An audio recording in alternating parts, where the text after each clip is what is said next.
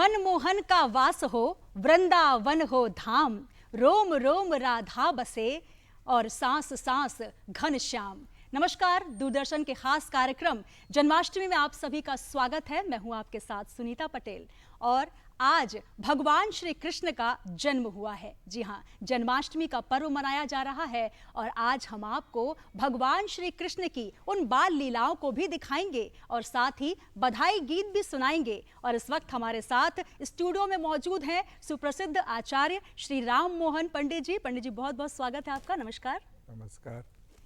तो जन्माष्टमी का पर्व है और भगवान श्री कृष्ण के इस जन्म का हम महत्व जानेंगे। आइए पंडित जी से जानते हैं। पंडित जी, भगवान श्री कृष्ण जिनके लिए कहा जाता है योगेश्वर, जब जिन्होंने जन्म लिया तो उनकी लीलाएं, बाल लीलाएं, अगर माता अपने हाथ में शिशु को लेती है तो वो कहीं ना कहीं भगवान श्री कृष्ण की कल्पना करती है। युवा अवस्था की जब बात होती है तो भगवान श्री कृष्ण की युवा अवस्था को ही याद किया जाता है। और जब भगवान गीता का उपदेश देते हैं तो अनादिकाल से लेकर युगों युगों तक वो गीता का उपदेश जो है वो सर्वसिद्धि के द्वारा माना जाता है, ज्ञान का उपदेश माना गया है। आपसे ही समझना चाहेंगे जन्माष्टमी के इस पर्व का महत्व। सबसे पहले दूरदर्शन के सभी कलाकारों को, सभी दर्शकों को मैं बहुत बहुत शुभकामनाएं देना चाहता हूं। इसके बाद में कृष्णाय वासुदेवाय हरे परमात्मने प्रणता क्लेशनाशाय गोविंदाय नमो नमः। आपने जो प्रश्न किया है बहुत ही सुंदर प्रश्न है। भगवान श्री कृष्ण को योगेश्वर कहा जाता है।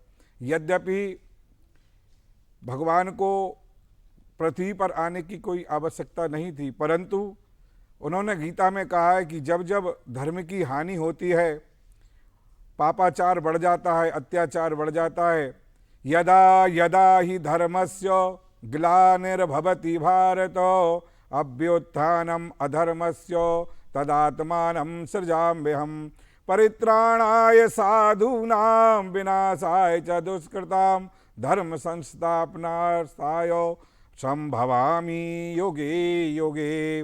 जब जब धर्म की हानि होती है और दुष्ट लोग अत्याचार करना शुरू कर देते हैं, उस समय भक्तों के कल्याण के लिए, सारे संसार के कल्याण के लिए भगवान श्री कृष्ण इस धराधाम पर विष्णु के स्वरूप में, या तो वो राम के रूप में या कृष्ण के रूप में या परशुराम के रूप में, किसी न किसी रूप में भगवान का अवतार होता है।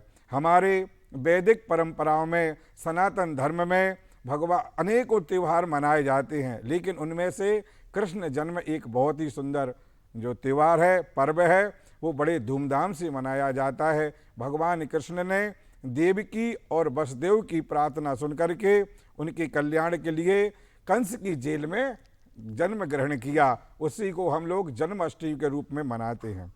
और इसके बाद में भगवान वहाँ से गोकुल में नंद बाबा और यशोदा के यहाँ चले जाते हैं, जहाँ पर उन्होंने बाल लीलाएं की हैं। वहीं पर भगवान ने माखन चोरी आदि लीलाएं की हैं। भगवान ने गायों का, जो गाय होती हैं, उनका संवर्धन किया है, उनका संरक्षण किया है, इसलिए उनको गोपाल के नाम से भी जाना जाता है। आज उन्हीं गोपाल की हम लोग जन्माष्टमी के रूप में मनाने जा रहे हैं। ये बहुत ही सुंदर पर्व है।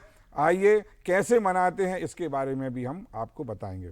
बिल्कुल, तो कैसे जन्माष्टमी का ये पर्व हर्षोल्लास के साथ मनाया जाता है। और जब बात हर्ष की हो रही हो तो माता यशोदा की जब गोद में भगवान श्री कृष्ण आए, जब उस अंधियारी रात में भगवान श्री कृष्ण, जब माँ यमुना ने उनका पैर पखारा और जब गोकुल की गलियों में पहुंचे तो कैसे माता यशोदा के घर पर बधाई गीत बजे। पूर्णिमा चतुर्वेदी जी हमारे साथ हैं और उनके गीत हम सुनते हैं और साथ ही देखते हैं भगवान श्री कृष्ण की बाल लीला।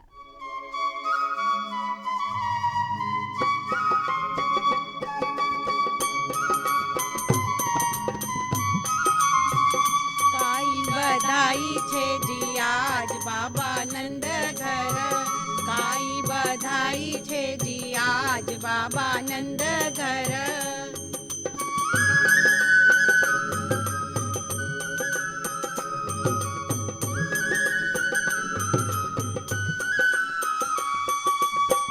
एक लक्ष गौवा ब्राह्मण दीनी, एक लक्ष गौवा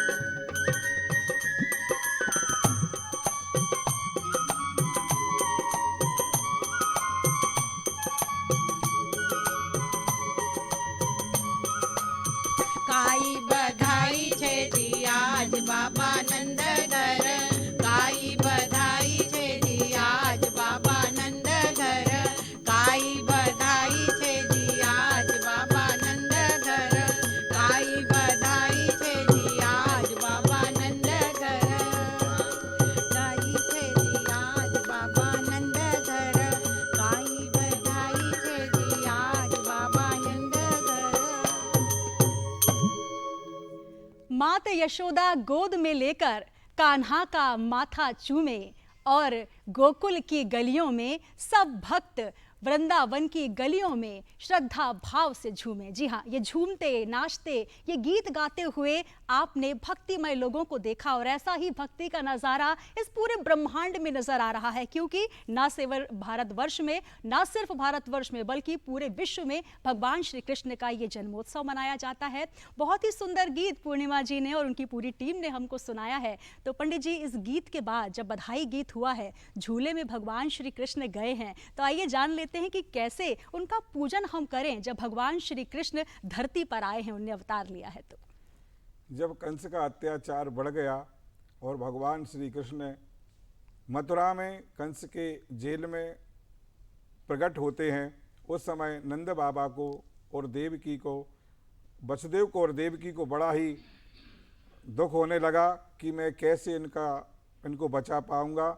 और उस समय उन्होंने भगवान से प्रार्थना की, तो भगवान ने कहा कि जाकर के हमें नंद बाबा और यशोदा के यहाँ गोकुल में छोड़ाओ।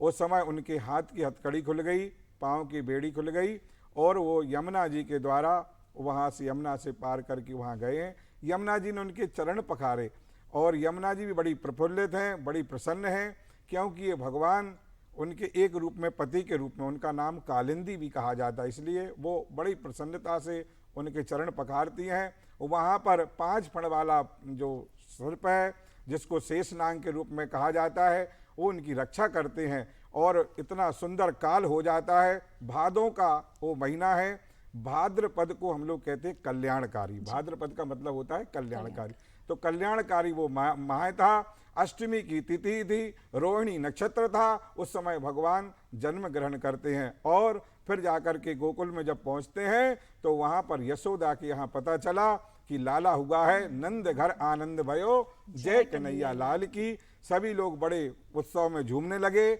नाचने लगे और यशोदा माँ को बधाई देने के लिए आने लगे।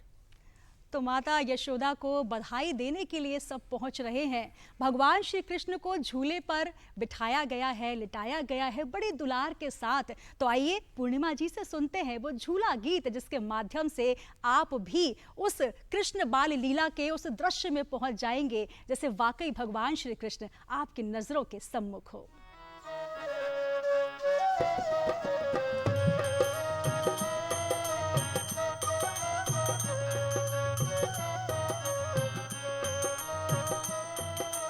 झूलनंद लाल झूलै दस की पालनो झूलनंद लाल झूलै दस की पालनो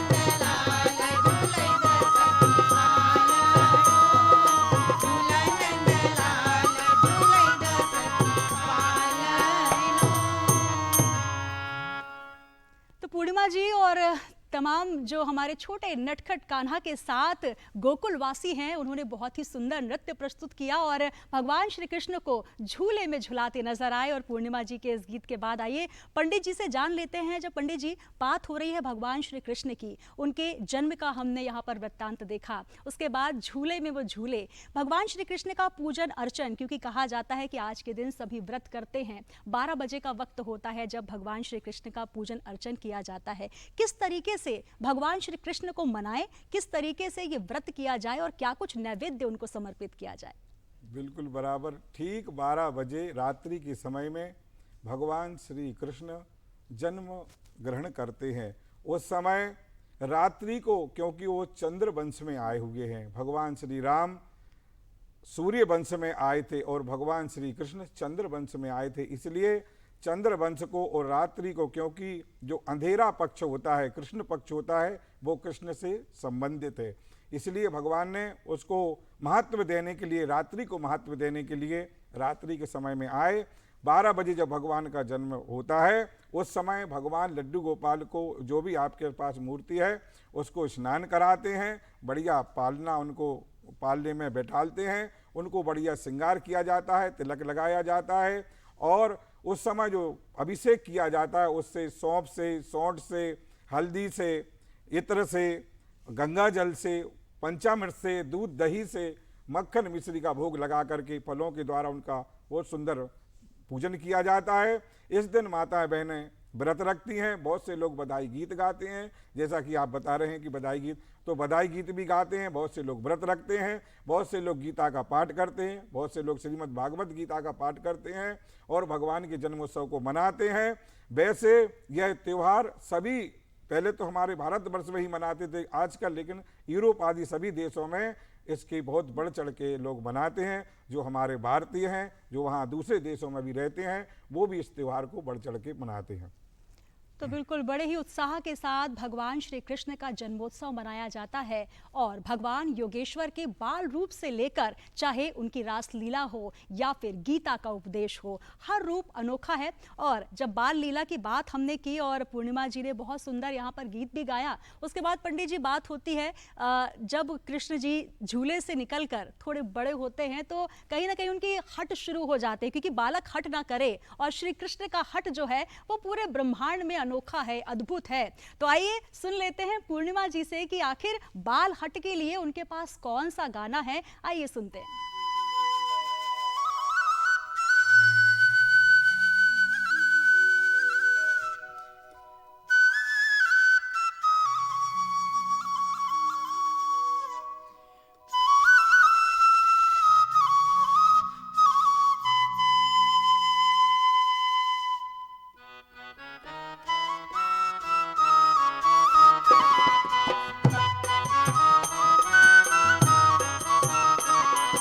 मैया मख चंद्र खिलोनो लाई गा, मैया मख चंद्र खिलोनो लाई गा, नहीं तो मख तारा दई न समझाई गा, नहीं तो मख तारा दई न समझाई गा, मैया मख चंद्र खिलोनो लाई गा।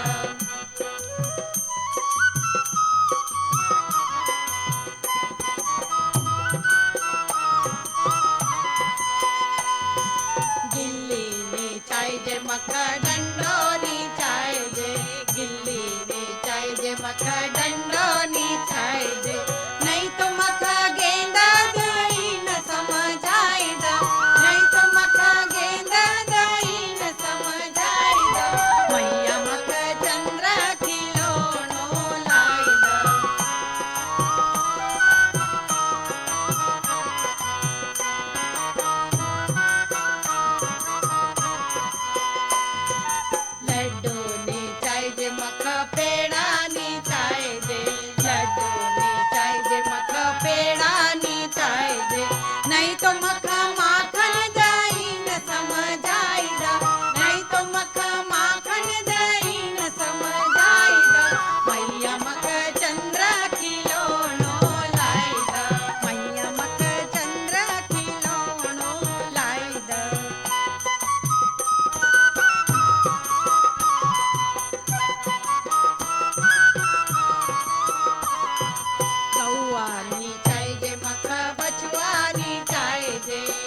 बछुआनी चाहिए मक बछुआनी चाहिए नहीं तो मक बंसी दई न समझाई द नहीं तो मक बंसी दई न समझाई द मैया मक चंद्र खिलौनो लाई द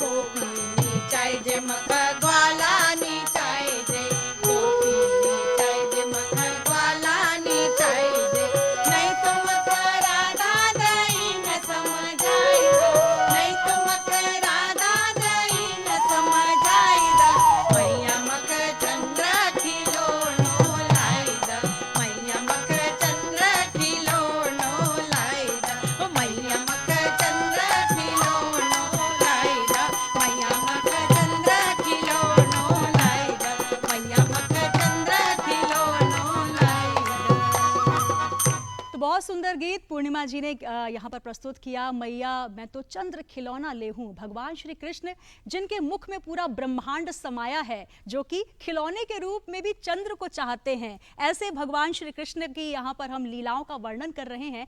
पंडित जी, भगवान श्री कृष्ण की जब बात होती है, उपदेश दिए जाते हैं और कहा जाता है कि अगर आपको उनके चिरकाल तक की अगर आपको अपने जीवन में दर्शन प्राप्त करना है तो गीता के उपदेश सर्वोपरि है, सर्वश्रेष्ठ है। उसका आपसे कुछ वर्णन चाहेंगे ताकि हमारे जो तमाम दर्शक इस वक्त हमें सुन रहे हैं इस जन्माष्टमी में उनके वचन सार्थक हो। भगवान श्री कृष्ण ने यशोदा माँ को और नंद बाबा को एक वचन दिया था कि आप जाकर के गोकुल में गौ माता का पालन करेंगे तो हम आपके बालक के रूप में आएंगे। यद्यपि भगवान को संसार में आने की आवश्यकता नहीं होती है, वो वहीं से सब कुछ कर सकते, लेकिन भक्तों के बस में आकर के भगवान भक्तों के बस में होते, इसलिए वो इस धराधाम पर आए और उन्होंने बाल लीलाएं की।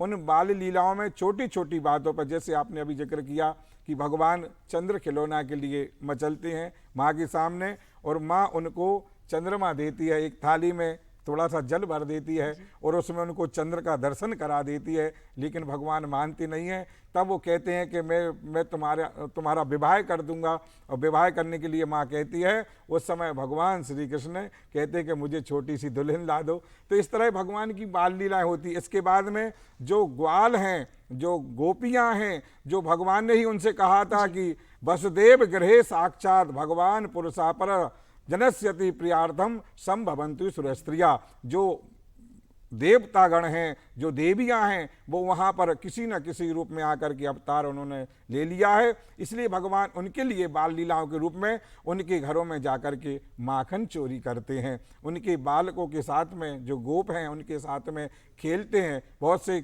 छोटी छोटी खेलों को खेलते हैं, गायों का वहाँ पर वो पालन करते हैं, छोटे बछड़ों को चराते हैं, गायों के पीछे जाते हैं, बांसुरी का वादन करते हैं। इस प्रकार भगवान ने उसी समय कई राक्षसों का भी संहार किया है, जिसमें पूतना है, अघासुर है, बकासुर है इत्यादि। और फिर भगवान जब बड़े हुए उस समय उन्होंने गोपियों का चीरहरण किया, और इसके बाद में भगवान थोड़े और बड़े हुए तो उन्होंने श्री गोवर्धन जी का पूजन किया। जहाँ पर इंद्र का पूजन होता था उन्होंने श्री गिरिराज जी का पूजन करवाया, क्योंकि गिरिराज जी ही गौ माता को घास देने वाले हैं और सबको जो धन चाहते उनको धन देने वाले हैं, सभी की मनोकामनाओं को पूरा करने वाले हैं। इसलिए गिरिराज जी का महत्व उन्होंने बताया। तो भगवान को प्रकृति से बहुत प्यार है, प्रकृति को उन्होंने बढ़ावा दिया है, पेड़ पौधों को उन्होंने सुरक्षित किया, उनका संवर्धन किया, उनको सुरक्षित किया, गौ माता का पालन किया है। इसलिए हमें संसार के लोगों को भी जो भगवान ने कहा है, गीता में जो उन्होंने कहा है, वो हमें उनके ही उद्देश्य का पालन करते हुए उनके नाम का स्मरण करते रहें, जिससे भगवान की हमें सहजता से प्राप्ति हो जाए और इससे ही भगवान प्रसन्न होते हैं। किसी को किसी प्रकार का कोई दुख न दिया जाए, और यदि कोई दुखी है तो उसका जितना भी हो सके सहयोग किया जाए, तब भगवान प्रसन्न हो जाते हैं।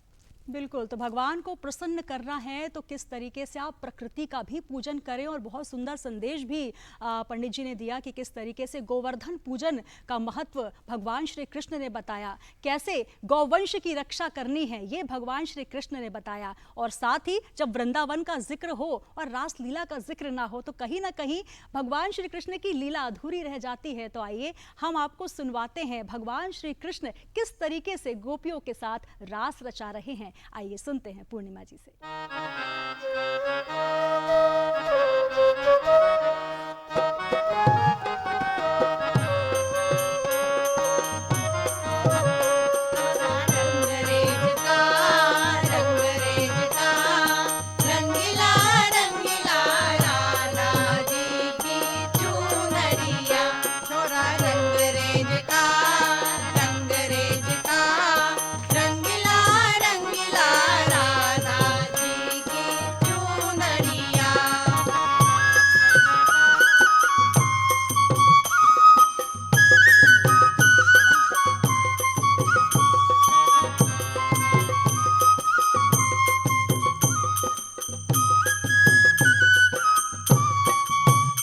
મારા માથ સારું બિંદી લાવજો, મારા માથ સારું બિંદી લાવજો, મારા ટીકા કરત ન જડાઈ દીજો, મારા ટીકા કરત ન જડાઈ દીજો, છોરા રંગરેજ કા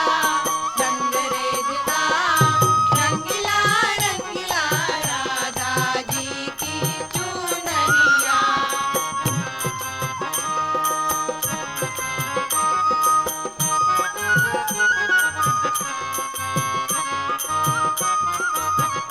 મારા ગળ સારું માળા લાવજો, મારા ગળ સારું માળા લાવજો, મારા ઝુમકા કરત ન જડાઈ દીજો, મારા ઝુમકા કરત ન જડાઈ દીજો, છોરા રંગરેજ કા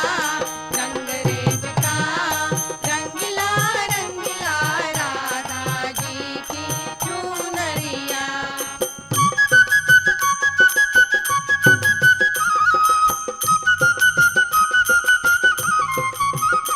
મારા અંગ સારું સાડી લાવજો, મારા અંગ સારું સાડી લાવજો, મારા પલ્લવ કરત ન જડાઈ દીજો, મારા પલ્લવ કરત ન જડાઈ દીજો, છોરા રંગરેજ કા રંગીલા રંગીલા રાધાજી કી ચુનરિયા, છોરા રંગરેજ કા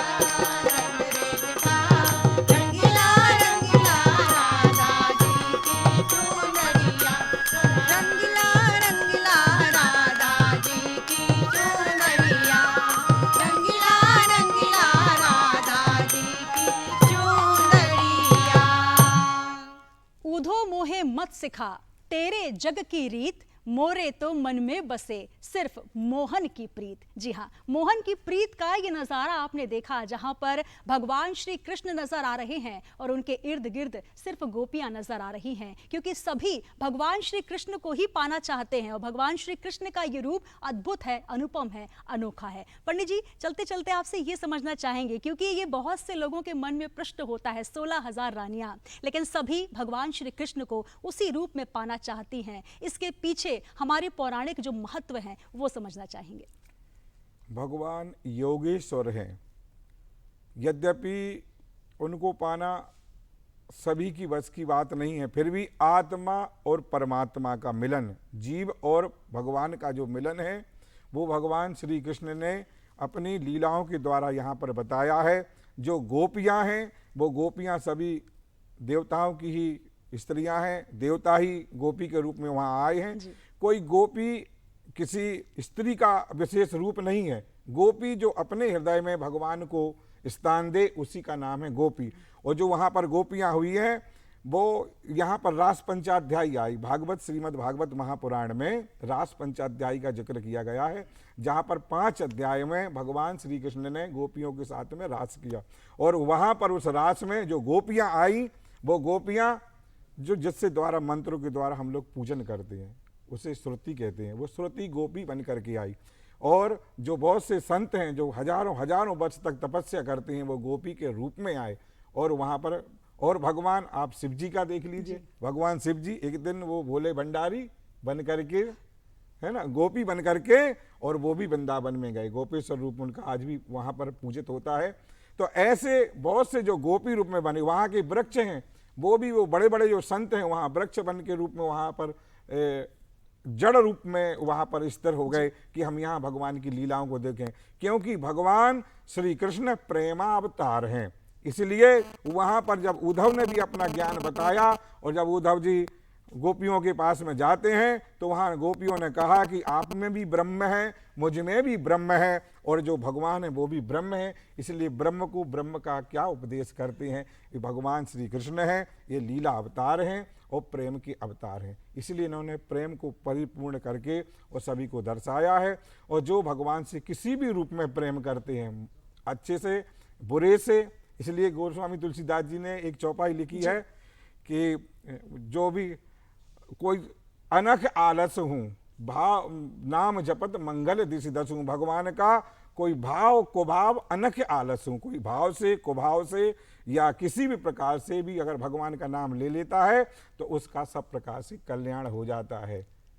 बिल्कुल, तो भगवान श्री कृष्ण का नाम लेने मात्र से ही कल्याण हो जाता है। और कहा जाता है कि गोकुल जिनका धाम है, श्री कान्हा जिनका नाम, जग जिनके सम्मोहन में है, वो हैं श्री कृष्ण महान। और ऐसे भगवान श्री कृष्ण को बारंबार हम प्रणाम करते हैं। और हमें उम्मीद है ये कार्यक्रम आपको बहुत पसंद आया होगा। पूर्णिमा जी का बहुत धन्यवाद, बहुत अच्छी यहाँ पर गीतों की प्रस्तुति। और पंडित राम मोहन आचार्य जी हमारे साथ जुड़े, पंडित जी बहुत बहुत धन्यवाद। पुनः आप सभी को श्री कृष्ण जन्माष्टमी की हार्दिक हार्दिक शुभकामनाएं।